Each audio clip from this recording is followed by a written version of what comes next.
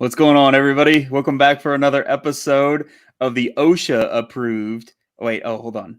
2 out of 3 OSHA approved episode of the Crane Kicks Lex podcast. Kyle is not within code, so we might get shut down mid pod. In fact, my internet has been going in and out, and I think it's simply because of Kyle not having his hard hat on. And so I don't know. They're going to hit us with some fines. I don't know if we're going to be able to operate anymore. Our income is going to bottom out. I won't be able to pay Kyle. We're Dylan, and they do say safety starts with you, but it does. like you all, not me, obviously. We 3-point stance on the ladder, 3 points of contact, right? Mm-hmm. Why did I say 3-point stance? I'm thinking football today. I'm on football brain because we got Monday Night Football going on. Triangle offense. Yeah. Yeah. Now we're like mixing OSHA and NFL, which, head safety, that still links. Okay, this is good. We're still linking, even though I'm kind of going on one of my tangents, so it's fine. Anyway, all right. We if you are watching, me and Dylan, good sir, I tipped my hat. I hope you're watching. We got our helmets going from the game the other day. Oh my gosh, you don't know how insanely bad I wanted one of these. I was kind of like rabid about the whole thing, and I'm like, I gotta get in to get this helmet. I need to give a shout out because when I went to get mine, they were all out, and I was like I said out loud, like, damn, I really, really wanted one. And some guy was like, hey, do you want mine? And I was like, are you sure? And he was like, yeah, I'm sure. I was like, no way. Like, are you sure, man? And he was like, yeah. I was like, all right, thanks, man. So shout out to that guy. I don't know who he was. He didn't say his name, but I LSC community. It. Yeah. Shout out to that guy. That guy, you know who you are. We know who you are in our hearts or something. I got two. My wife got one and I got one. And of course, this is my one that I'm keeping sacred with all my other stuff. And the other one went to my children. And my oldest was like, why can't we have both? And I'm like, because you guys are going to pretend to be, what's the dinosaur? Pachycephalosaurus. You're going to, I don't know. What would be Pachycephalosauri? I don't know. Anyway, if we're talking multiple, and they would headbutt each other in them, and I'm not having all that because while they are legit hard hats, we don't need that. Let's keep those brains intact. Sorry, the vibes are just good after yesterday. I don't even know what's happening. You guys, I don't know. How are you doing? You both were at the match. We'll get into the match in the stadium, but just in general, what's going on with you? What's up with you, Dylan? I'm doing well. Like I'm kind of just like loving the moment right now because the weather is getting nicer. The NFL is back. We got soccer, the stadium. Everything about it has been. Soccer. Yes. Everything about it has been really, really nice. And I'm just really enjoying it. And I'm not gonna wear this the whole time. Whoa. All right, look, I'm the only one keeping us afloat now. OSHA is for sure locking in as we speak. When you were talking about the dinosaurs, I was thinking about that meme where like this is how bald men should fight. Like Pachycephalosauri. Yeah. I'm saying that's the plural. I don't know if it is. I wanted to be a paleontologist when I was a kid, but I gave that dream up so I could be Crane Kicks Lex, and that's where we're at. Shows. How you doing? Yeah. I've never been this happy with all of my teams being terrible at the sports that they're playing in. It's so weird. I know. It's crazy. Like I went to the UK volleyball match on Friday. I don't know if there's any volleyball fans out there listening. They were facing 7th ranked Penn State, up 2-0 and got reverse swept and lost. Next day I go to the Kentucky football game. Maybe the single worst performance I've seen in person by a Kentucky football team, which is saying a lot. I was in school when Joker Phillips was a coach. Sunday rolls around, obviously. Well, Saturday night, obviously, we'll get to the Lexington SC League One result. Sunday rolls around. Colts lose their home opener. Super League team loses.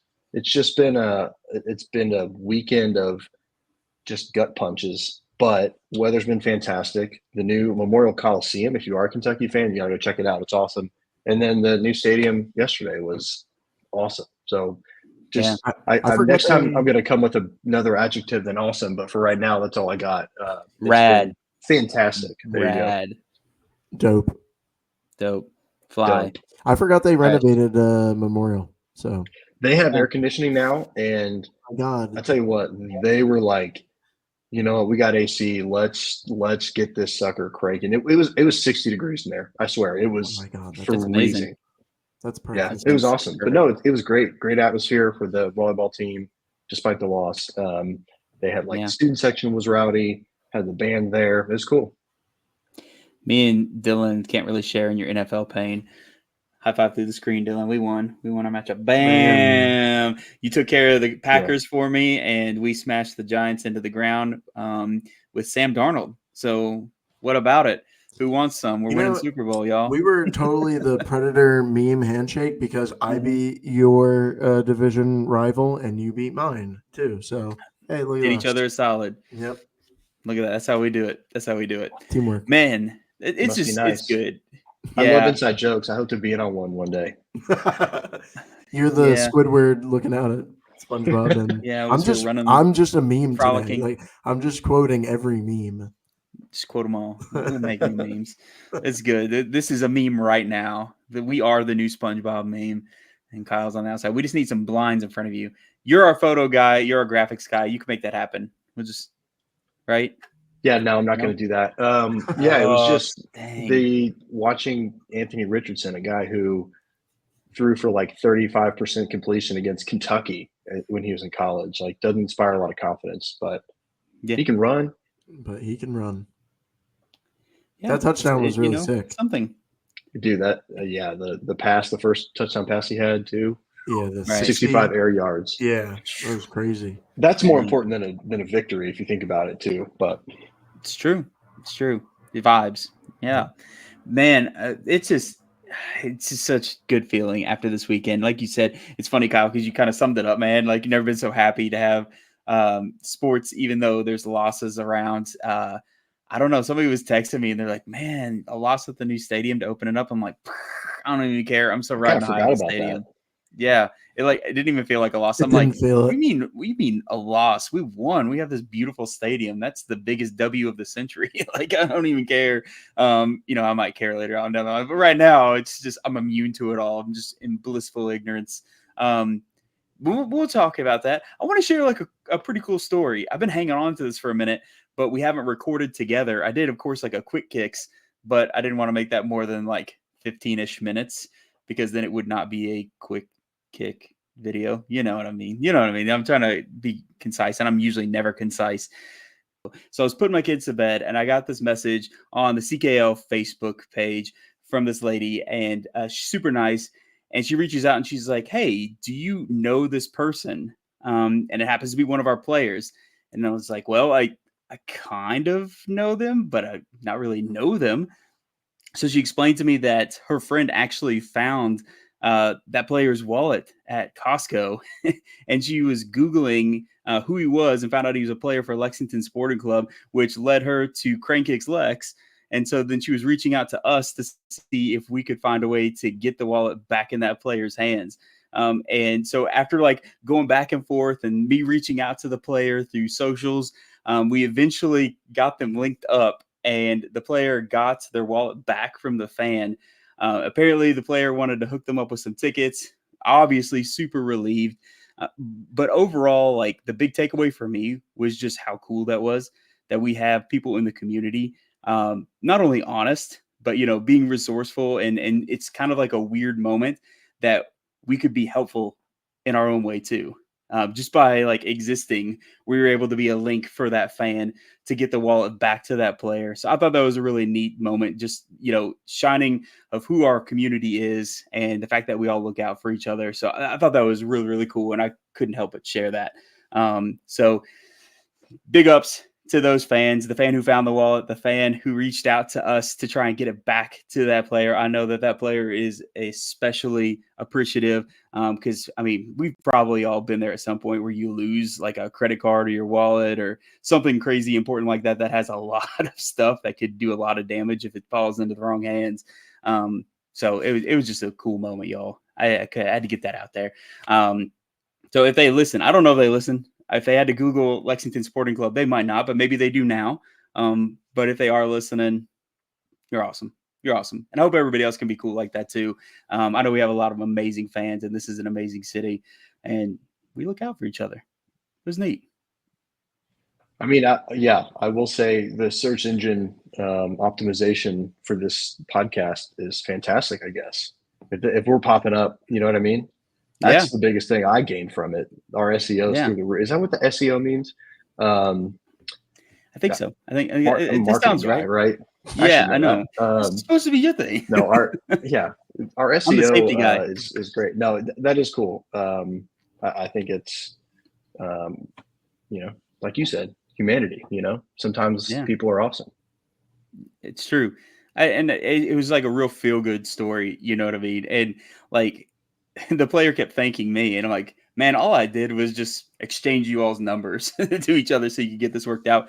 But it did like make me feel good that we could help that happen, like be that conduit to link them up for it to be a thing, which I'm sure, the person who found it could have gotten in contact in some way or another with somebody with the club, and they would have found a way to do it. But it was just a neat thing to help that process along.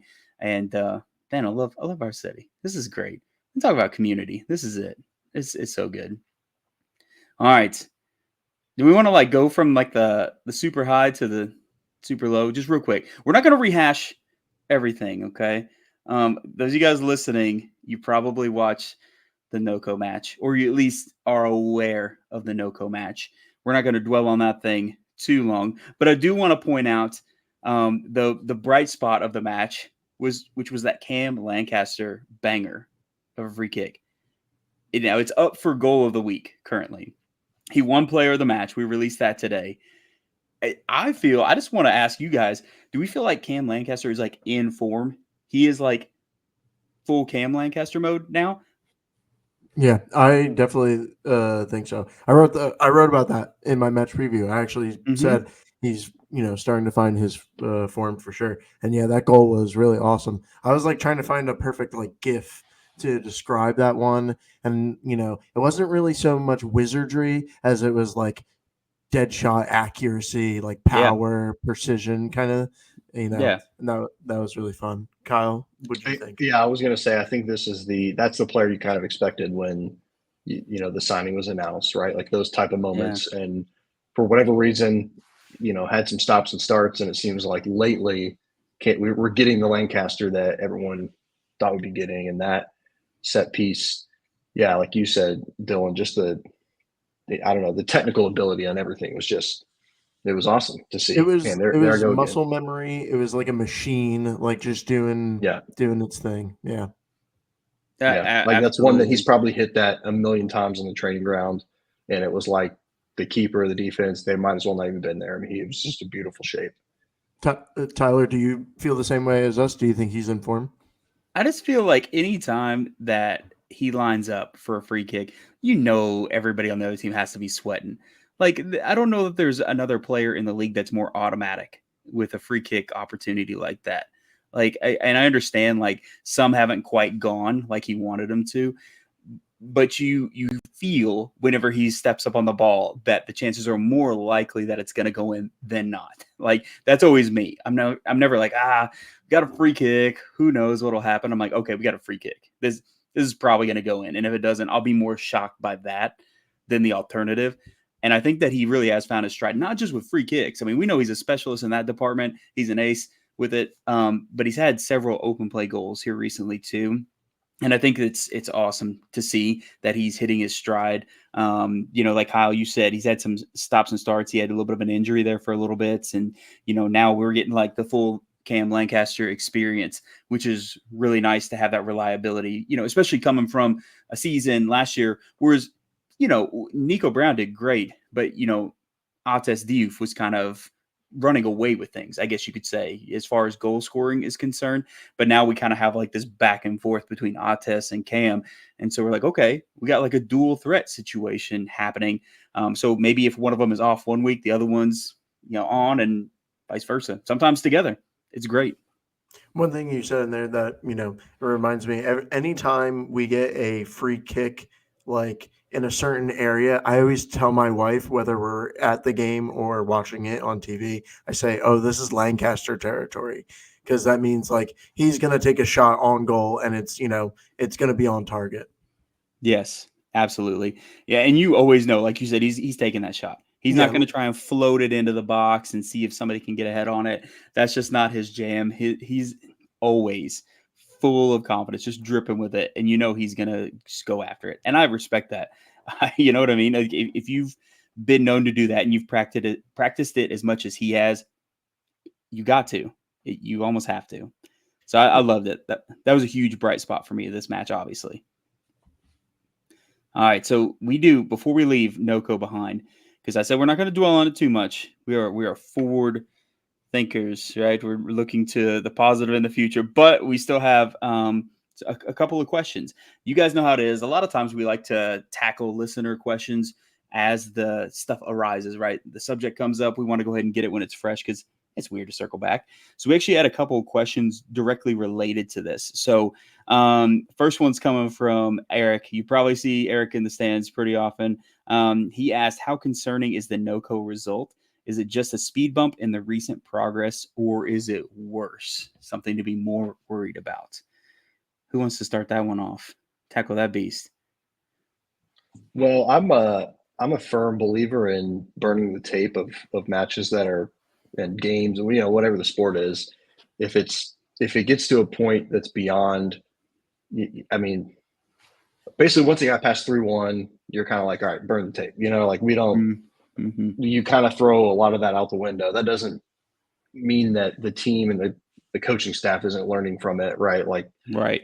As fans, we hope that that's what's happening behind the scenes. But as a fan, from a fan perspective, I'm chalking it up as a loss. Like I don't, maybe it's more of a morale ding than I'm thinking. But to me, if you lose by a goal or if you lose by 4, like in the standings, it's the same thing. Obviously, like I said, from a morale standpoint, getting your teeth kicked in can sometimes set you back more than you would hope.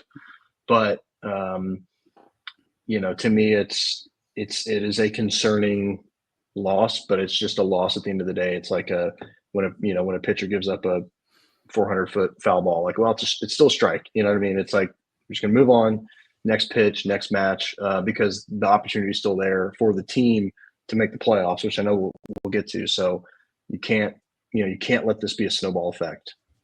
I agree. I kind of get caught in that same idea where it's just like, let's dust this off and move on because of where we've had such a string of positive results overall. I know, the whole, penalty kick situation didn't go our way at our last home match at Toyota Stadium. They got the better of us on that one after a really lengthy bout of those. But, I feel like overall, we still can't just all of a sudden throw in the towel because we had one really bad result. I will say the flip side of that is NoCo is clearly one of the teams that's been firing up as the seasons progress. They just keep gaining momentum, like they just do, and they feel their form is great. Like right. This felt like a match against two teams that were trending in the right direction. Exactly. So in my mind, like. And like you said, we'll get to this topic here in a second. Now, I want Dylan to be able to speak his piece. I don't think that this is something to throw in the towel over. I do think that maybe it shows that we have a lot of work to do if we are going to challenge those teams that are firmly in playoff spots and are holding down the top of the table.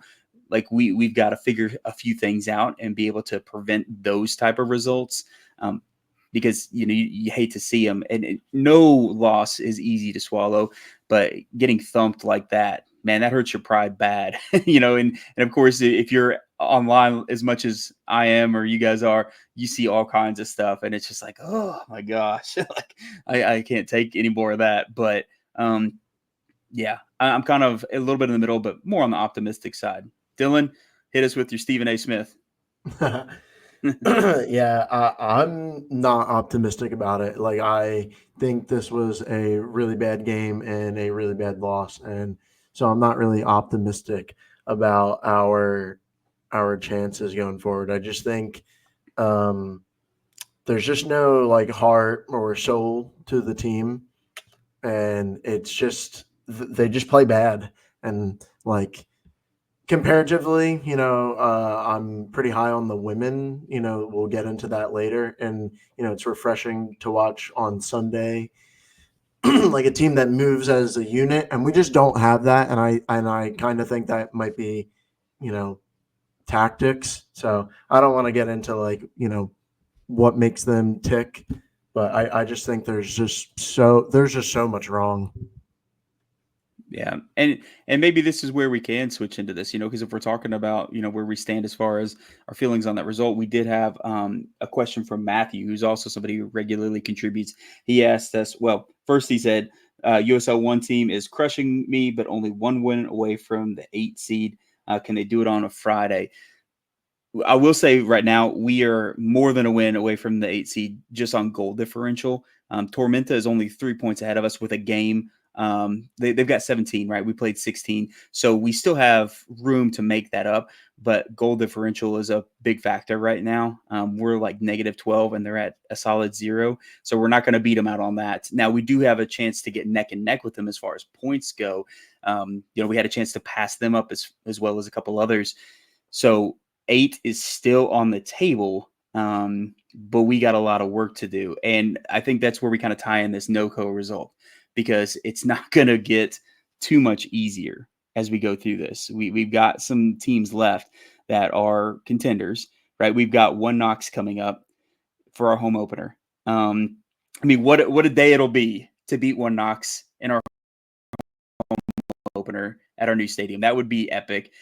But tail of the tape says One Knox always has our number. So that's a tough one, right? We have a few others on the table that we got to take care of. But I think that, in my opinion, even with this no-co result considered, 8 is not unthinkable. I don't think it's unthinkable to make that 8th spot. Now, how deep of a run we can make past that once we take that 8th spot, that's the thing that starts kind of like giving me more question marks, because I will say, for as tough as a lot of the teams in the playoff spots are, you've seen Omaha have some stumbles here recently. You've seen Greenville start to stumble here recently. So if we can get hot at just the right time, anything can happen, especially in a playoff format where you're going to knock people out after one game. All you have to do is just handle business in that one game, and then you move on to the next thing. So with all these other teams that have been hot throughout the season starting to kind of have issues here and there where they're not so dominant in their performances, we're kind of starting to see a lot of that USL 1 chaos that we talked a lot about last season. It didn't really exist a whole lot in the first half of the season this year, but now it's starting to rear its head a little bit. And I don't know if that's because we're moving away from the Jaeger Cup being such a factor for so many teams. Now there's only 4 teams that it's really a thing for. Maybe that's playing a role. I don't know. But I think 8 is possible. Deep run, that's where I start having more questions. I don't know. What do you guys think about Matthew's question? I don't think we can do it. I don't really believe in what we got going on the field right now. I think it's just so disjointed and not organized at all as a team. And there's really moments of individual brilliance that happen, like Lancaster's singular goal. And, we see a lot of individual highlights, but nothing really as a team really that will progress us further. And, the last month we had, multiple draws and only one win. Whereas like NOCO, we look at them where they were all wins and only one draw, comparatively. And I think maybe we just got lucky to get those draws. We talked about luck a lot this season, unlucky bounce. Maybe we were just lucky to get those draws. I really don't know if we're able to do it. Obviously you guys are more optimistic than I do. I just don't think we're organized enough as a team. Like, I cannot stress that enough. They don't play like a team. Kyle? Well, the question was, can it happen Friday? No, it can't happen Friday. So that's, I guess theoretically, because you mentioned the goal differential, just answering the question, it absolutely can happen, though. There's 7 matches left to make up 4 points. Other playoff teams, Greenville's a 6-1 against them in their last 2 matches. They're still in the playoffs. So I think you're getting some of that chaos, like you mentioned. And Darren, by the way, August coach of the month. So that flag is going to fly forever, first of all. I do think to take a little more seriously, Friday's going to be tough. Friday's going to be a match that I think, and actually we had one against Knoxville in the Jaeger Cup too, if I'm not mistaken, like not our second to last, maybe third to last match, where that one was like 3 points there would have really put us in the driver's seat. And it's the same thing here, because after that match, it's home for Fuego and it's away at Richmond, two of the bottom feeders in this league. If you look at both the League One standings and then also that combined table that includes Jaeger Cup, those are two of the weakest teams. So you really look at like the next three matches. And I know I did the whole math thing a few podcasts ago, and I won't do that again.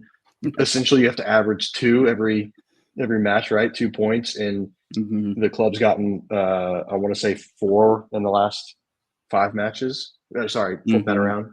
So not keeping pace with that, but it definitely can be done. I just don't necessarily. I mean, to Dylan's point, it was a nice month in August there, but they might not have made up as much ground as we were hoping to see. And to me, it's two different questions. If the question at this point is, what are the chances of lifting the trophy at the end of the season? That's a very small number. But if it's just getting into the playoffs, that's still attainable, just because of the fact that obviously the top 7 there's a little bit of space between 7 and 8, so there's going to be some finagling there, and it might just be everyone going for that one spot, because I mean, kind of everyone else is still in it for that 8 seed too. It's not just us. So True. I think it's going to be a tall order, and I think we'll know in the next couple of weeks based on the results, because I mean, we still have to go away at Omaha. I mean, Charlotte's a very good team, have them at home at least, but it might also depend on the home atmosphere. 3 of the final 7 are at home, it looks like. So starting with Friday. So we'll see if that plays into it as well. But I like to be optimistic. I'm just an optimistic person. I don't know why. I cheer for Kentucky football and many other teams that would suggest you don't wear your hard hat. Yeah, I don't wear my hard hat. I just, but I'm an optimistic guy, and I do think that like talent wise, I think our team stacks up. It's just getting them to play together has been very difficult to do. But for some reason in my mind, I just keep thinking there's like 3 matches left, 4 matches. There's 7 matches left. So there's plenty of work still to be done. If you look at the grand scheme of the whole season, how many matches is the season? 22 now that they've now that we're, does that sound right? 22, 20. So I mean, you're still talking about a third of the season yet to be played. There's still time. And all the other people fighting for that 8th spot, none of them are really faring much better, in my opinion. Like, none of them are like, oh, that's going to be the one to take number 8. I think it's very much like, not to sound like a Debbie Downer, but we kind of have to be the best of the worst. You know what I mean? And like capitalize on those chances against people like Fuego and Richmond, and not let them get any momentum and hold them off, and then hope that we can really come together as a team and then capitalize on Omaha, kind of slip in here and there and see if we can do something against them. And I will say too, while we're on the subject of the NOCO game, we were missing some key people, but that said, we need to make it happen, but we're missing Yannick, we're missing Nico, we're missing Chris Liu Young, people that have played a ton of minutes this season for us and or been very impactful when they've been on the field. So I know we can't hang our hats all on 3 players being gone and then say, whoa, that's why we lost. But who knows? Having those players back in the mix, maybe that'll kind of give us a little bit more of that spark that we need, those connections. But yeah, it's a toughie. It's a toughie. I think we'll be able to have a little bit more of a feel in a few more weeks. I think within like 3 weeks, there'll be a pretty solid picture of whether or not we're making that 8th spot. And it might come down to the wire. I might be wrong. It's happened in the past where literally you get to decision day and somebody's vying for that final spot, and that's very much like us to have that type of thing happen. So I guess we'll see when we get down the road, but I'd like to say 8 is at least within reach. Now, whether or not, we decide to fall off the ladder because we're not following safety regulations. See what I did there? Just got the whole Don't shake your heads. It's okay. It's good. It's good. It's quality. We'll see though. Right? We'll see. All right. So you guys, let's move into something. I want to talk about the women's game, but first, can we just talk about the stadium for a second? Like that is the ultimate pick me up. That is the ultimate pick me up. And we actually had some questions. I wanted to talk about this anyway, but Eric, who already had a question for us, he wanted to know what our favorite part of the stadium was. Like, I got to start off because I'm like bursting at the seams with like word vomit about this stadium and this experience. First off, it was hilarious to me talking to ownership and people that are higher up in the club. And every time I was like, this is amazing, they're like, nah, we still have so much more to do. It's okay. And I'm like, what are you talking about? This is wild. Like everything about it, I was just like, look at this. Look at that over there. What's happening with this? So to imagine that we still have more to come and more that's going to come to life over the next few weeks or maybe a couple months, it's very weird to feel like it can get any better, which of course it can. Some things weren't open, obviously parking lots weren't completely finished, but it was very cool. And as much as I love just the niceness of the stadium, I think my favorite thing about the stadium, honestly, is the vibe for fans. There was that huge open area off to the side of the stadium with all the food trucks and like the merchandise and everything. I have people that have followed us for a long, long time, and I've never met them in person. I know their faces because I see their little profile pictures and stuff. I met 6, maybe 7 people that I've never actually had a chance to meet in person.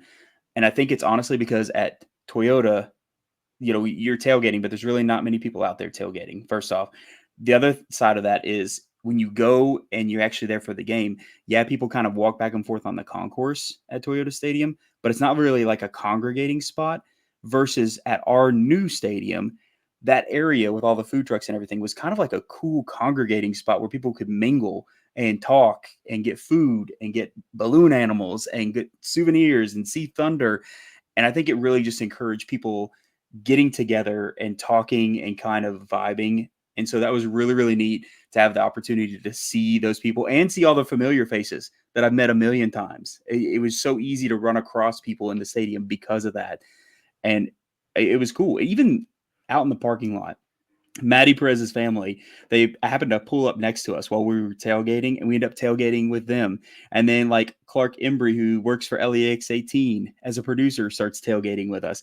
And then Alicia Laramie's boyfriend, he ends up showing up with his friends, and they're tailgating with us. And it was just, it was cool. It was such a good atmosphere, and it just felt very fan centric. It felt like a place where you're meant to come and link up with fellow fans and have those cool connections. That part, that stole the show for me as far as the stadium's concerned. I could talk about all the shiny bells and whistles, which of course made me ooh and ah the whole time, but that was pretty special. What are you guys thinking? Yeah, I don't know. There's really so much there's so much to like about it, and you named a lot. You're talking about the concourse out there with all the food trucks. What was really cool out there was there's the TV on the wall, so you can actually watch the game going on while you're waiting in line, which I did, Mm-hmm. which was really nice. Yeah.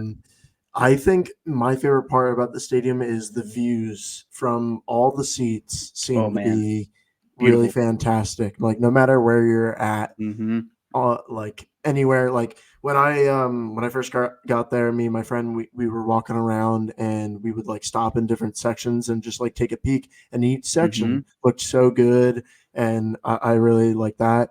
It was nice to hear the railbirds too. Like I feel like at that Mm-hmm. angle too, we could hear them really Oh loudly, yeah. and like really shout out to them. They showed up and they were so loud. Shout out to John Yeah. and yeah, and Tim, like everyone was so loud and it was Yes. awesome. And like shout out to you guys. It was awesome. Like those two are like, really big highlights for me. Hearing the railbirds and just the views of the state or from the stadium seats. They were amazing. Tim tried to tell me that they weren't any louder than normal, and I was like, Tim, They you were guys are going definitely. ham. You guys are going ham. But it really was the shape of the stadium too that helped them carry and their placement. It was perfect for them to set up. And it was really, really cool because you could so clearly hear what they were chanting. Whereas at Toyota Stadium, you couldn't always. But I think that was just because of where they were, and then like, all the acoustics, whatever. But now that problem solved. You could definitely hear them. And like you said, like the seats were just impressive. Not a bad seat in the house. Kyle, what was it for you, man? Well, it's funny you mentioned that, about not being finished. I remember, I did run into a member ownership at the UK football game, and he was just like, yeah, it's about 70% done. And I was like, you guys got a match tomorrow, don't we? And, of course he meant a lot of the extra stuff, right? That it's not finished, obviously, like that you could see.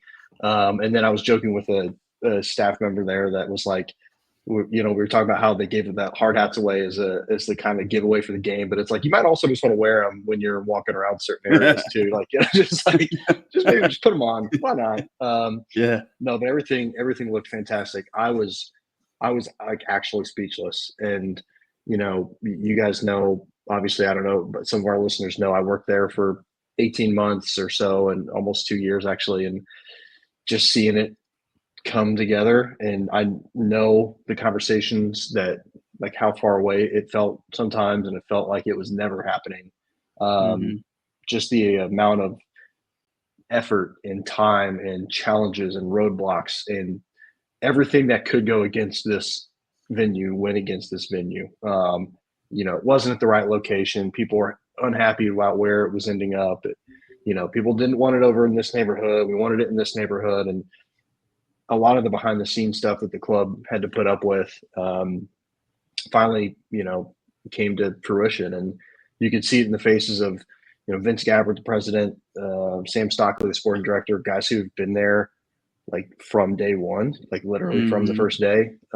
You could just see it, what it meant to them. And it's cool. And I felt, partially proud just to be like, yeah, I was part of this a long time ago. And it was cool. I think Dylan's point is fantastic. Not only the views, but just it felt intimate. Obviously the stands weren't packed yesterday, but you could see how, more fans in the stands would really create a very intimate and, maybe for an opposing team, an intimidating atmosphere. Yes. It feels like the fans are right there, which is awesome. I mean, you're, where you were sitting, Tyler, kind of behind where the home bench was, but I mean, you're right there on the pitch. And that's how it is all four sides, really. And so I think the fan experience, and I don't have little kids myself, but in working in athletics, I can tell you, like, you have to make those spaces for kids to play, right? Like you said, to hang out. And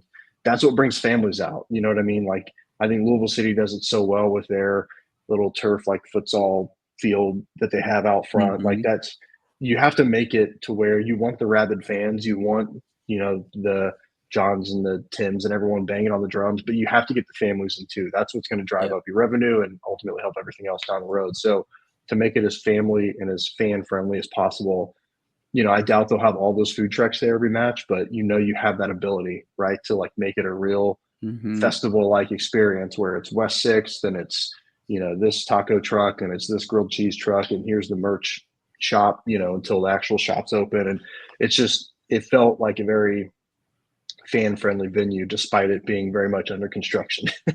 Shout out to the grilled cheese truck. Oh yeah. Yeah. But for real though, like, shout out to you, Kyle, because you're right, man. You were there for so much of the beginning of this, dude. Like, you did so much behind the scenes work. No, I know, man, because like, I was talking with you from like day one and stuff, and I know how much work you put in, and like, it's tremendous. There's so much behind the scenes stuff that not everybody gets to be privy to, and you were a huge part of the club getting here. Whether or not you want to be humble about it or not, it's true, dude. You were there putting in all that work at the ground level from the start. And then now here it is. So you should be proud that it is what it is, dude. You had a huge impact on that. Everybody high five. Well, I do appreciate that. Yeah. Give me a high five. And then or bear hug him. Abandoning ship as soon as it, started getting serious. But no, I know I was talking to Ethan, the fantastic videographer there, and about how he was at the stadium at 9 a.m. helping. And that's how it was. Like, it was literally all hands on deck doing everything. So it's still that way. It will probably continue to be that way. And didn't always make it an easy job, believe me. And, obviously there's still things that I think could be done a certain way that, takes time to kind of grow through some of those. But one of the things I kept saying over and over, because it's what was told to me by colleagues that work at Louisville and work at for other teams, is that like having your own venue can solve a lot of problems, and it's not going to fix everything. Fans are still going to be upset about X, Y, and Z. Doesn't mean the results are going to show up on the pitch. Like there's still going to be frustrations, but from an organizational standpoint and from an operational standpoint, from a club's aspect, and also I think we'll see it from fans too. You've already mentioned how different it is from Georgetown, but like it's going to help a lot of problems that the club might not even realize was a problem.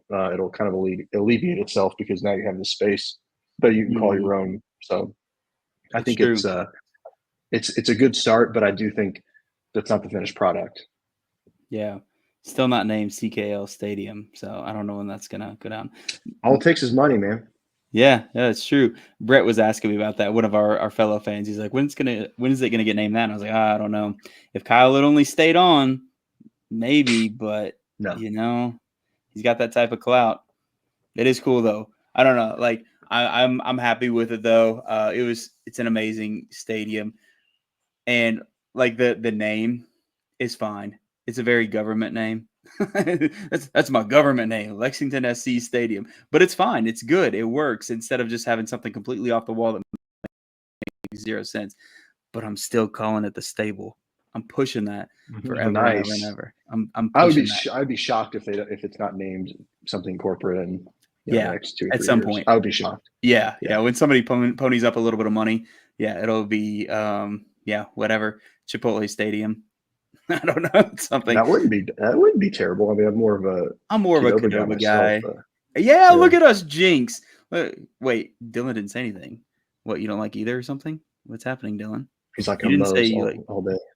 Yeah, he didn't like Qdoba. Mute. No, I'm just kidding.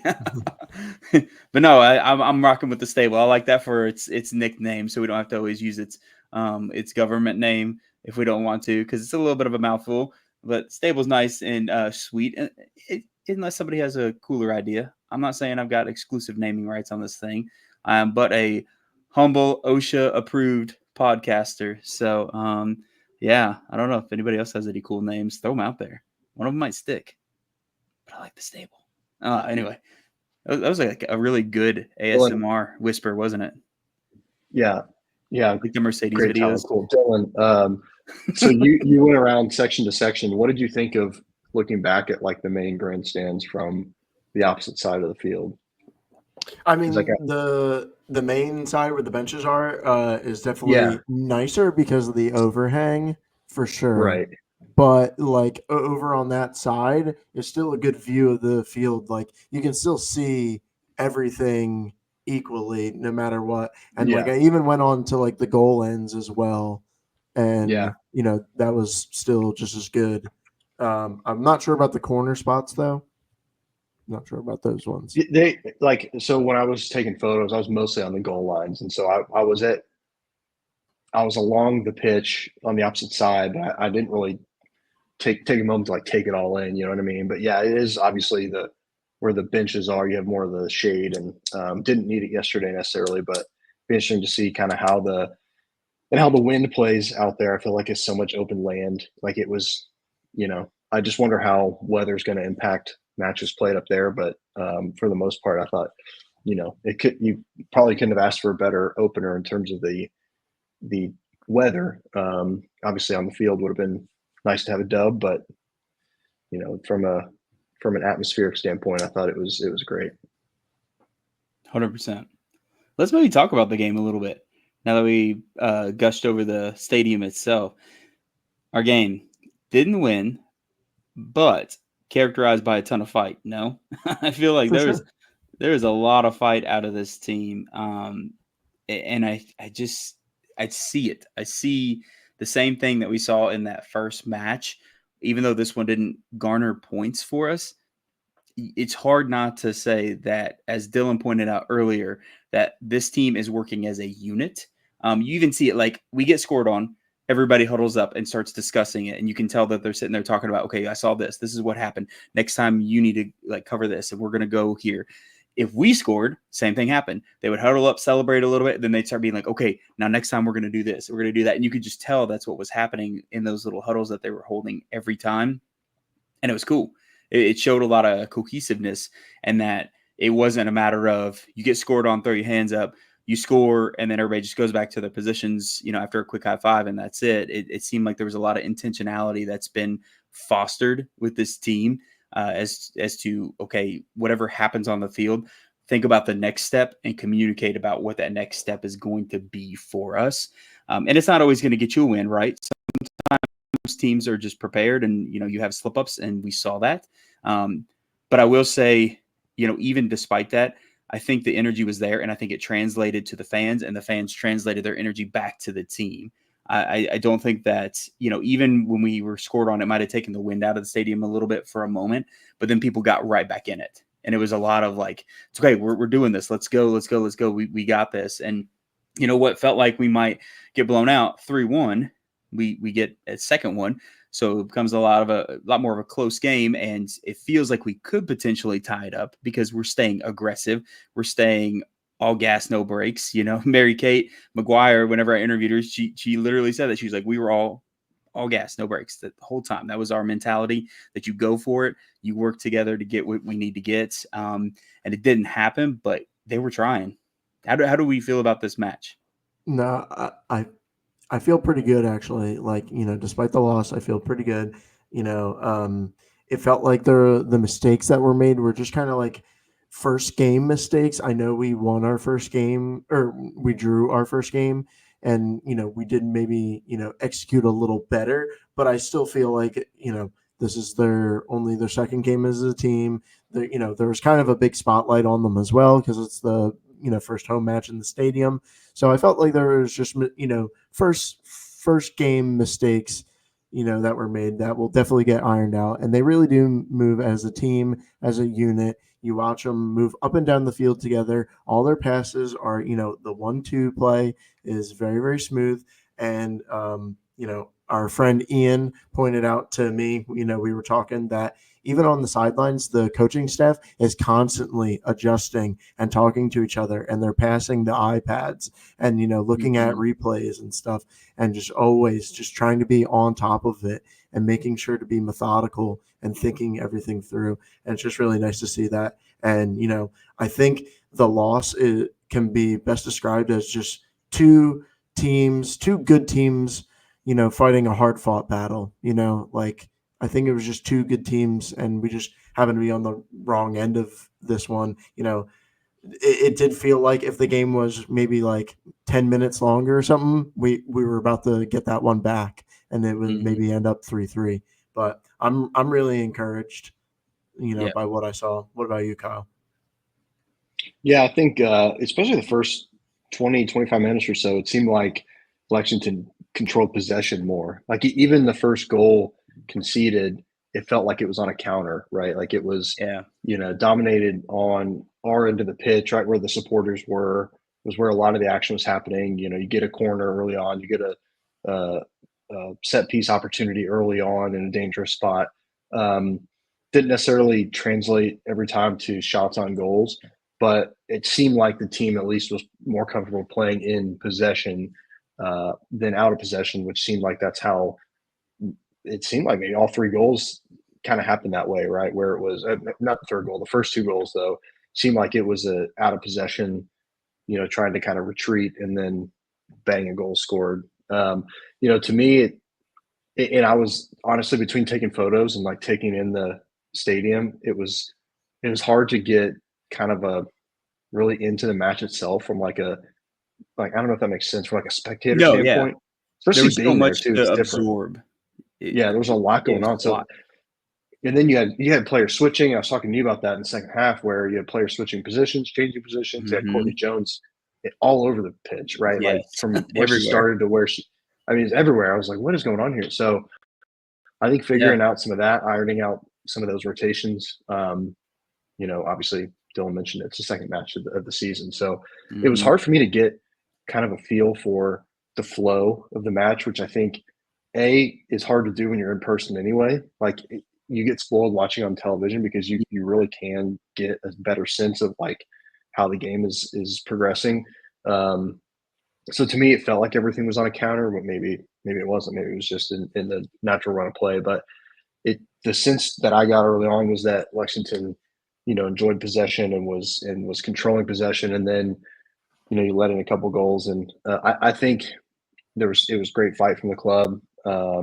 It's really tough, I think, being in that spot, right? Like second match ever, and you're opening up this stadium that has been in the works for a lot longer than your club's even been around. So it was high pressure, but I think it's encouraging to see some of the cohesiveness that Dylan mentioned, that you mentioned, and I'm excited to see where the club goes from here. The one thing that and I guess one of the things I haven't felt this way since the very first League One match at Knoxville back in spring of 23, where you're like, I just don't know what we are. I don't know if we're going to compete. I don't know if we're, do we belong? It's that weird, like, do we belong thing? And it was more so in League One because that was already a league that we were coming into. This is obviously a new league for everybody, but you kind of have that, like, do we belong question going on. And it's evident that, like this team belongs. Loving the crowd energy. I love the reaction, as you mentioned, even being down.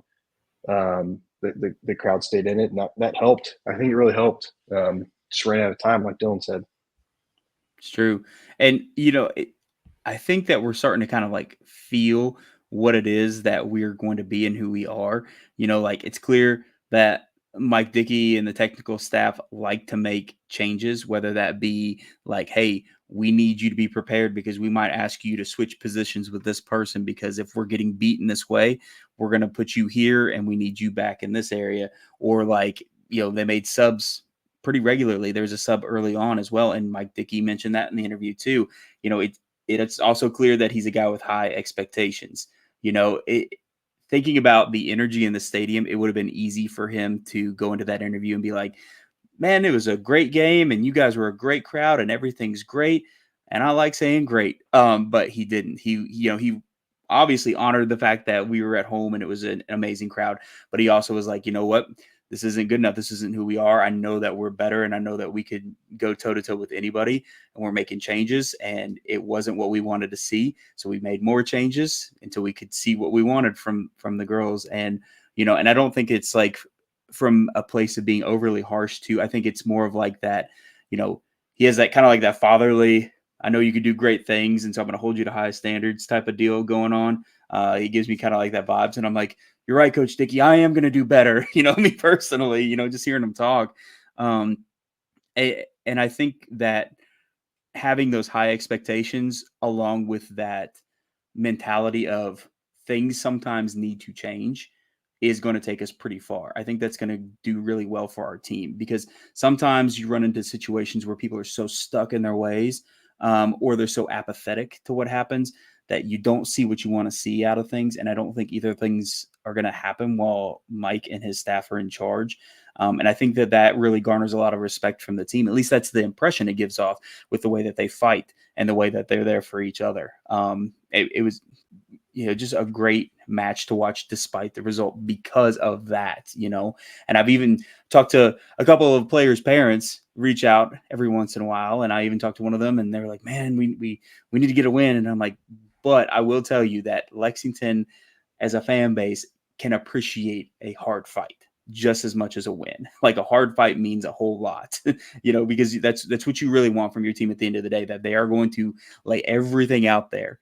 And I think that's what we're seeing. And we were gifted with some really great goals, great play, great run of play in general. Right. By the time people are listening to this, you'll know Maddie Parsons won player of the match. There were a lot of great performances out of this one, and she ended up pulling ahead and snagging that one. She had that phenomenal header, but we also have to give props to Maddie Perez because she had her second assist on the season, current assist leader with 2. But she's kind of like turning into our Tate Robertson of year one. You know what I mean? In Tate Robertson year one, you expect whenever there's a free kick opportunity or corner kick, he's going to deliver a ball in and somebody's going to score. That's what Maddie is kind of doing for us. Maddie Parsons, we sung her praises about the first game, how hard she fought. Mary Kate McGuire, the fight to go after that and like challenge that defender. The ball from Autumn Weeks, I don't know if you guys went back and watched that like from video. It was hard to see in person, but Autumn Weeks sends like an absolute laser 30 yards up the field through every other player for Mary Kate to be able to challenge for it with that defender and then go score. I want to make a note that Autumn Weeks, who did that, was subbed on too. Yeah. And that's just a key to Mike Dickey and how he thinks, and he's methodical. Like I said, he makes those sub, and the sub makes an impact. And I just appreciate it. And Tyler, like everything you were talking about with Mike Dickey, like I just could not agree with you more. Like I'm a fan of his. I like what we got going on with him. And yeah, I appreciate that he demands more too. He expects us to be good, and he wants to right the ship, he wants to iron out the, all the details. I'm a believer. Yeah. And we also have more to come, right? We have a new player that joined us, Amanda Allen. We did a little write-up for her, NWSL player coming out of Orlando Pride, currently playing for the U20 Canada women's national team, and doing her thing with them. I think she's at least had an assist. I didn't see the results from the most recent game, but I know she had an assist so far. So she'll be joining us soon, another attacker. I feel like we've got a million attackers and I love it. So I can't wait to see what she does. I've heard whispers that we might even have another player joining us. We'll see what happens with that, but it just feels good. And I know it's early and we kind of have that like honeymoon phase of, like we don't know what to expect. Like Kyle said, it's like, what do we expect? What is it going to be? And you have that for every team. And you can look at this loss and say, maybe we should temper ourselves a little bit. But Tampa Bay is one of the teams that I think right out of the gate, everybody was like, they're going to be a problem. Very much like Carolina. There's like three teams where everybody's like, watch out for them. And they were one of them. In fact, our first two matches were two of the three off the top of my head that we ended up drawing, a match against. And when I say draw, I mean like going up against. We'll be clear. I just realized I'm sitting here using soccer terms for that. But I think we're going to see a lot of growth throughout the season. And I think that it's interesting too. We haven't seen every player yet, but I do feel like a lot of players have found their place in the squad. And I think that that's still going to evolve and change over time as people kind of get into a groove or as things ebb and flow. Because you know how it is, player form isn't always rocketing upward. It's not like the stonks meme, right? It's not always straight up. You're going to have those kind of like back and forths. And I think that we're in a good position to have people that can make an impact no matter what, which coincidentally, we had a question that kind of ties in with something Kyle said. We had somebody ask us what we kind of think our expectations are for the season, which again, as Kyle said, it's kind of early. It's kind of early to throw out like a true expectation of where we're going to be because there's so many unknown quantities. Like you knew who people were in USL 1 when we joined for the most part, as much as things change year to year. But for Super League, there's not really even been any blowout matches or anything. There's been a lot of draws, a lot of, stalemates in these first few weeks. So I don't know, like, do you guys have any particular in your mind? I feel like we could be here, or is it still too early? It's too early for me. I mean, you mentioned it, there's been 9 matches played, 6 draws. It's just been, Carolina's got 2 victories. And then Tampa Bay picked up the only other decision that wasn't a draw Sunday. Yeah. So it's too early for me, honestly. And not having admittedly the expertise on the players before the season, like on each roster, like who's going to be a problem, so to speak. But I do like that goals are typically scored, so you can be, you can at least look forward to some exciting matches. But to me, I think it's too early to really pick out, who are the strong players in the league. Yeah, I think it's way too early to tell, especially in like a new league, and there's a ton of games to be played. So what is going on right now is definitely not going to be what we see. At the end of the season, it's going to completely change. One team's going to come out of nowhere, or whatever. So I don't want to put too many expectations on them. I do like what I see. I like the ideas that I see on the field. I think it will translate to results, but like I can't say how many. It's hard. I have no idea. It's hard. I was even sitting there thinking, I was like, what if we just like for the heck of it threw out a number? But I really don't even know that I could think of a number that I would throw out. It's just things are going to ebb and flow. And maybe this is when we'll revisit. I think this was a question that we had from Matthew again. So, Matthew, we're not going to cop out. We're going to revisit this when we have more data because we're trying to kind of get a feel for all these other teams, dip our toes into the water and kind of see what they got going on. So maybe in a few weeks, we'll circle back to the email, circle back to the conversation, circle back to the meeting, whatever you want to call it, right? Yeah, We'll just put a circle pin in back. this and we'll circle back. Yeah, you can ping me when we circle back on it. Ping me, we circle back. We'll have more bandwidth to handle it. It'll be We're not going to solve that problem today. No. We're not going to solve the problem today. I think we're all hopeful though. I think that if you are not hopeful about this team, then I don't know. You're more of a pessimist than Dylan.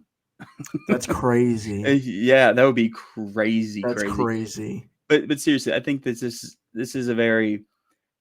It's a team with a lot of. You just get those feelings like this has potential. This has potential to be a team that can make you proud, right? And make you really want to come out to that stadium and draw a lot of casuals out to the stadium too.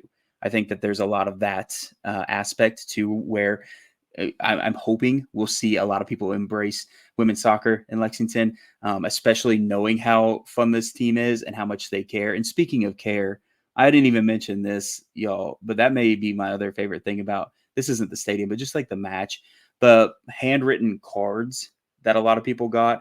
I know not everybody got one. I don't know if it was just like they were scurrying around trying to catch all thousands of people that were leaving, but the handwritten cards from the team, that was just a cool touch. And that's that type of stuff that you're going to win fans over.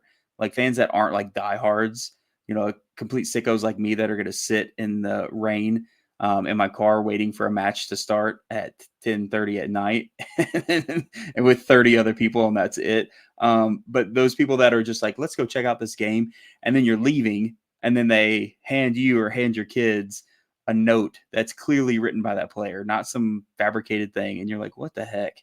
Like, how cool? How special? More special than our OSHA hard hats, right? That's, manufactured versus authentic. Yeah, I feel good. I feel good about this team, and I hope everybody else does too. That's where I got. Let's kind of move into this final question. We're in the final stretches of this episode. We had one that doesn't really have to do with results or the stadium. This is more kind of like a legacy question. So we already mentioned him once before. Tim Meadows, the guy that got us those sweet CKL shirts. Guy that's a member of the Railbirds. You can't miss him. He's wearing the crazy overalls. He's got the megaphone every game. If you have missed him, then it's because you're trying to avoid him, which I don't know why. Tim's a nice guy. Go say hi. Don't avoid him anymore. But he wanted us to talk about most teams have a player or two that stay with the club for several years and become like the face of the club, like that person that's synonymous with the club. And so for us, and he said specifically thinking if they could be here for like 5-ish years or so, who would we pick? And I asked him to kind of clarify because I was like, okay, are we talking like performance? Are we talking good vibes or likability? And he said maybe both. I also asked, are we just choosing one player total or one for the men and the women? And he said that's kind of up to us. So I say why not? I know it's early for the women, but let's choose one for both. Let's do that. You guys good with that? Yeah. And you can kind of use your own category, whether it's just because they're statistically amazing or if it's because they're that type of player. Everybody's like, I want to go see them. That's the one I want to go see. That's who it is. Okay. All right. Who wants to go first? Why don't you go first? You never go first. I know. Hey, look, I just like to let you guys have a chance. Hey, this is me giving it back to you. Yes, I'll take it. I got it back. Okay. For me, face of the club. Ooh, okay. For the men's side and the women's side, I've got like at least 3 each. You know how indecisive I am. You can only pick one, Tyler. They're gonna ping pong around in here. Like this is why he doesn't go first. Yeah, this is why I don't go first because I'm waiting for them to take the ones and then I take whoever's left that I couldn't decide on. Okay, I am personally going to say I'm all night. I know that not every game's always gone our way, but not every game that's not gone our way is like entirely his fault, right? Like everybody just sees a scoreline and they say keeper, keeper, keeper. But it is also defense that's responsible for that. In fact, it's everybody's responsibility. I'm very much of the mentality that your first attacker is your first defender as well. So, but I like his vibe. I like his style. I like that he is constantly looking to improve himself and never settles. I also absolutely adore the fact that he is there for the fans 100%. It doesn't matter if like somebody scores 30 goals on that man, he will go over to those sidelines and he will sign things for kids without hesitation. And that to me is what makes the face of a club when you have a player that's like that. And I know we have some players like that aside from them all, but I've seen it in bunches with him, and I can't really fight it. So yeah, that's. If we're going to go women's team, this is tough because we're still getting familiar with these players. I'm going to have to go with not only field presence, but I'm also going to go again with vibes and just kind of like their interaction with the community. Somebody who has impressed me in both of those spheres is Shay Moyer, our captain. She's been captain both of our last 2 matches. I think she is a very solid performer. I love myself a good central midfielder. Anyway, I think that she is very reliable, very dependable. She is also very personable. She is, and as are many of our players, right? Like so many of them I've had amazing interactions with and are very humble and very nice and very willing to interact with fans. Shay, she spent like 30 minutes painting a sign, a tifo with my sons and watched them butcher it. It became a monstrosity as other little kids were over there nicely painting Lex Go and making nice horses. My kids were just like, you know what? Let's go full Donnie Thornberry on this thing. And we're just going to like splatter it with paint and it's going to have vibes only. It truly was the dichotomy of like boys and girls because the girls were like making nice and neat and it was like outlined and everything. And then there was boys and there was chaos. And I will say my oldest is a very good artist. But my youngest, my 2-year-old, he is an absolute savage. He does not belong in society. And he was just going to town on that. And she was so patient and so kind. And I know that I'm not the only one that's seen that. And I think that more and more Lexingtonians are going to see that from her, as well as other members of the team. But I'm going to say those are my 2. All right. You guys happy I went first this time? Yeah. I'm glad. Take forever. Sorry. I'm a little upset though because you picked them all, and I was going to pick them all. But that's the only answer. Like you got the monkey's paw thing. I'll pick someone different for the sake of like the question and for fun. But I want to tell you guys I had a friend who went to Europe and they went to see Liverpool play and they were just around the city and they saw I'm not a Liverpool fan. We all know that. I know. But they saw a mural and like someone painted and it was a player, right? It was Trent Alexander-Arnold.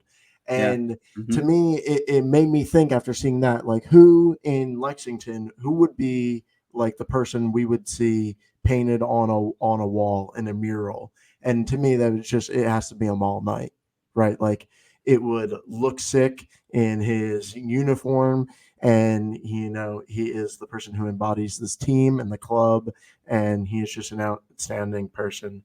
But for the sake of the question, I'm going to pick Nico because I think for all the same reasons that, we would say about Amal, Nico is the same way. And, it's fun that he scores goals and he's a team player and he gets assists and, he's always appreciative and, he's very thankful. When people praise him on social media, he's always reposting that, and he's very thankful. And I think that's someone who really plays for the club and for the team, and I really appreciate him.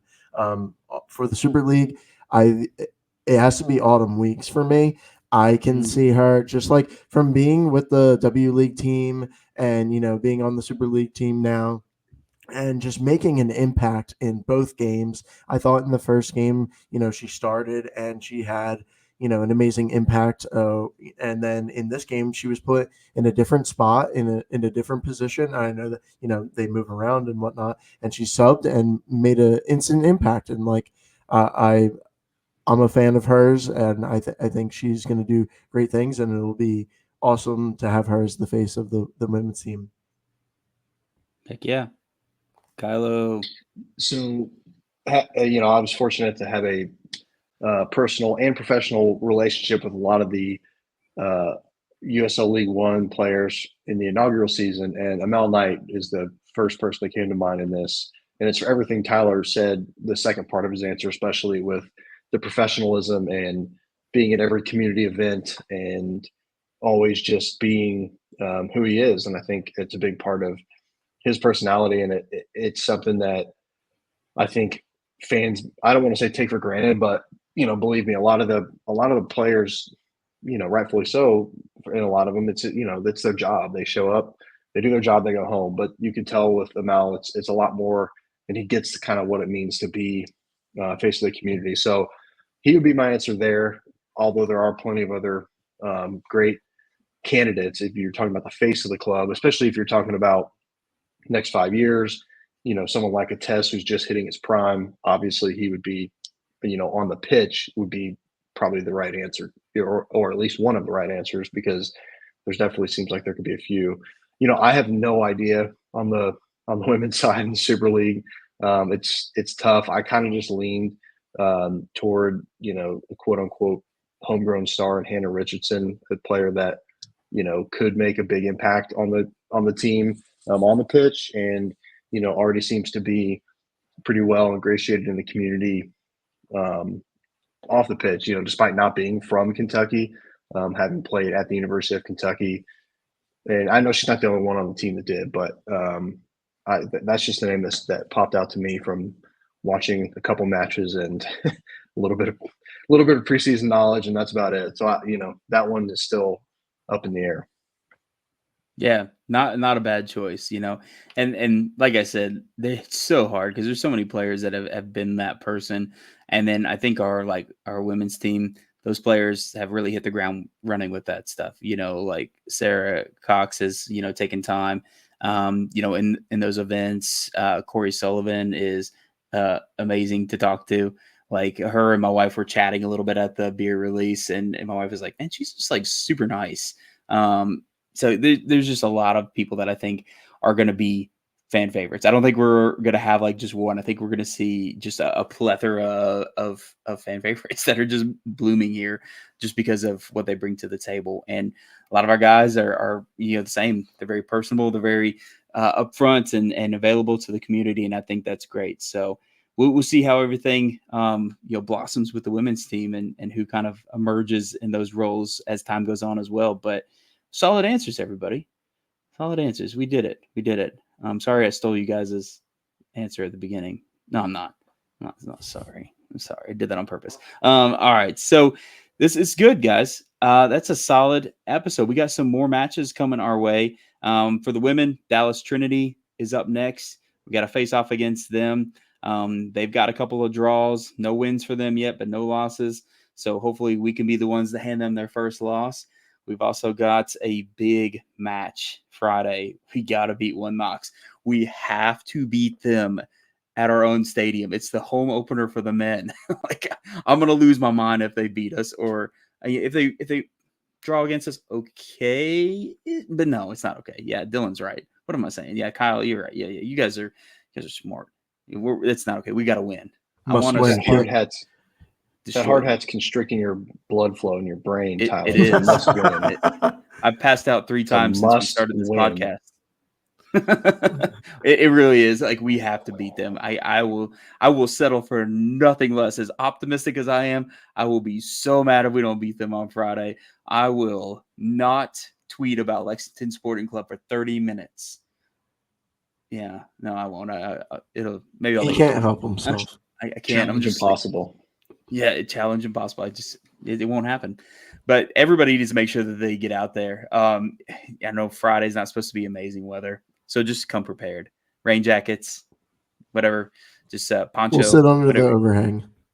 Yeah, sit under the overhang. I don't know. Whatever you got to do, get out there and make sure Knoxville doesn't get this win. We gotta bring that home energy like nothing before, no matter the weather. Hopefully we won't have an insane delay that lasts till 10:30, and then it's just me and 30 other people again because I'm an absolute sicko. But I hope everybody's out there. If you haven't gotten to check out the stadium yet, because maybe you couldn't make it to the women's game, get out to that one. You got to see this stadium. You have to. Anybody who's listening, even if you're not in Lexington, maybe you're a fan of another team, because I know there's a few of you all out there that listen into this. You guys got to come for an away day.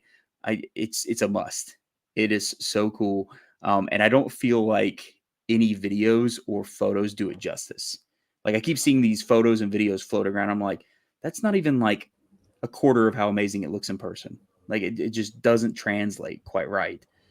I don't know. Two things really quick. It was easy to get in and out of it, out of the stadium. 100%. And I liked how they put the U-turn on. Yes. That those was really really easy. Cool.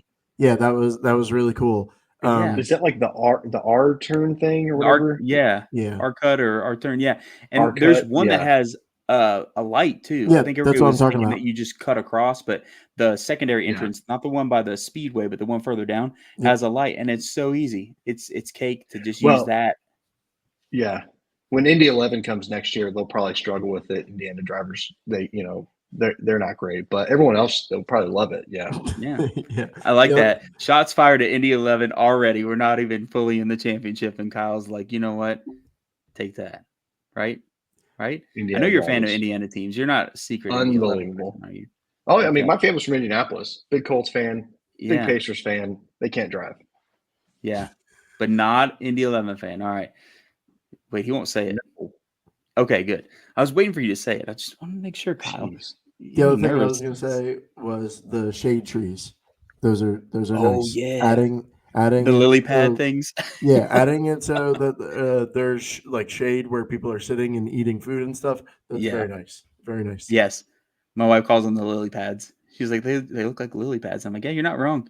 But I do like them. Like, it adds a little bit extra shade. It's very cool. Yeah. If you like shade, you got to sit on the side with the shade thing, though. It is amazing how much better it is just being in the shade. For people like me that get sunburned, I got partially sunburned tailgating. So it was a nice relief to be in the shaded section of the seats. And I was like, finally, protection. But I hope a lot of people come out, get out there, support, enjoy our new stadium. Oh, I'm buzzing even thinking about going there. I don't even care if it's storming on me. I just want to get back in that place and get back in those seats and just absorb it all again. Because I feel like it was so much to absorb the first time. I need like round 2 to get the pieces that were left behind.